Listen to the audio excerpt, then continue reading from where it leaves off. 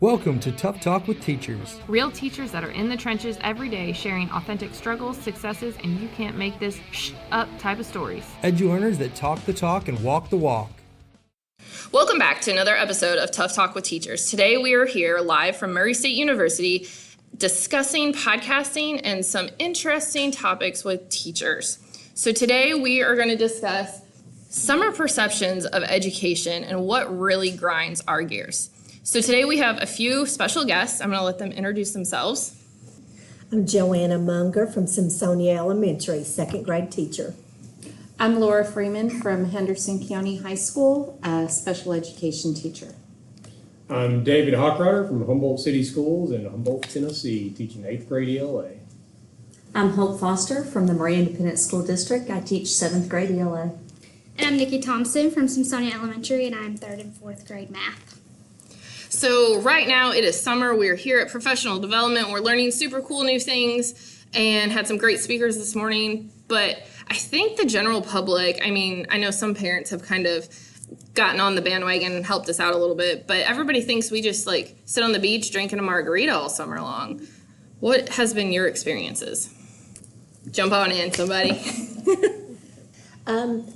I also, like one of the teachers here, I work all summer long. I work during the year too, so I think every teacher has a second side hustle that we do. But I'm also a single mom stuck at home with a teenager, so I go find other things to do. But I think if we do nothing, as far as education, and which is far from the truth, because as they pointed out earlier, that's exactly why we're here today, working.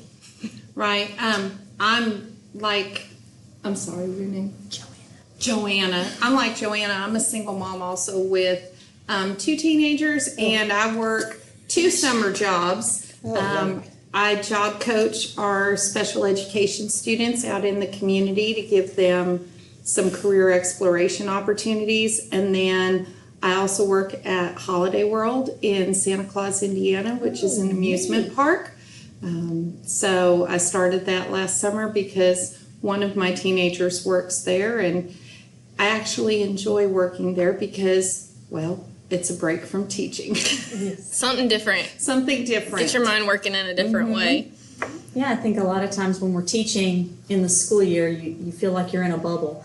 I always say goodbye to my friends when the school year begins, and I tell them that I'll see them again next summer. So you put off so many personal things, whether it's, fun things that you could do because you're just in work mode for the entire school year. So it's a decompression time for sure, even for teachers that maybe don't have to work during the summer and have a second or a third job. It's still decompressing and trying to sharpen that saw, and we're always have that mentality that we can do better next year. And the only way we're going to do that is to kind of fine tune our own skills during the summer to get ready for that next year. Well, and I think part of it too is the public thinks that they just assume that we get paid all the time. And truly what happens, like in our district, is our district holds our summer pay out, and then yes, we'll still get it, but it's one of those things where, it's just, you have to do something else. Aside from pay, I think a lot of non-educators don't understand how dedicated we are throughout the regular academic year. Mm-hmm. And that takes a toll on a person. The number of hours that you spend not only during your planning time, but going home and grading those essays. Whenever you have a classroom full of, 60 kids, throughout the entire day, it takes several days to grade all that stuff. And you got to stay focused, and you've got to, be a hard driver. And the summertime is kind of a way to, decompress, like some of you said a while ago, and kind of get back to being a person instead of Mr. David or, Miss JoAnna or whatever the case may be. Right. Well, feeding off that, I am switching grade levels this year. And we have brand new standards rollout. So yesterday I spent all day in Hopkinsville, and then 3 days this week I've worked for school just preparing for a new grade level and new topic that I've never taught before. So this is all on my own Yeah, because Trying to- if you would just show up the first day of professional development before school started, there's no way you would have enough time to get all of that done and have quality education for your students. That wouldn't be fair to them. I know a lot of different things in the summer. Like, yeah, I might go on short trips or vacations, but I might total out to be like a week and a half, maybe 2 weeks if it's a really good year or something.